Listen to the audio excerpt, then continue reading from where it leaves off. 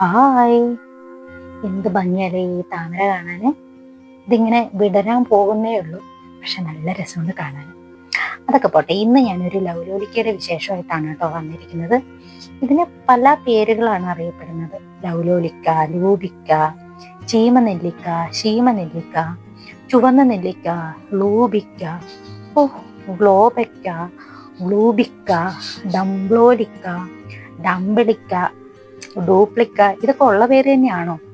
എന്തായാലും ഇതിന് സ്വീറ്റ് ലൂബി, പിന്നെ ഇംഗ്ലീഷിൽ ഇതിന് ഇന്ത്യൻ കോഫി പ്ലം എന്നാണ് പറയുന്നത്. ഇത് പ്ലമ്മിന്റെ കാറ്റഗറിയിൽ പെട്ടതുകൊണ്ടാണ് ആ പേര്. മാത്രമല്ല ഇതിന് ഒരു കോഫി ഫ്ലേവറും കൂടെ ഉണ്ട് എന്നാണ് പറയുന്നത്. ഞാൻ കഴിച്ചു നോക്കിയിട്ട് എനിക്ക് ആ ടേസ്റ്റ് ഒന്നും ഫീൽ ചെയ്തില്ല. എന്തായാലും ഇത് കാണാൻ നല്ല ചന്തമുണ്ട്. നല്ല ചുവന്നിട്ടുടുത്തിരിക്കുകയാണ് ഇതിന്റെ പഴുത്തിരിക്കുന്ന ലൂബിക്ക കേട്ടോ.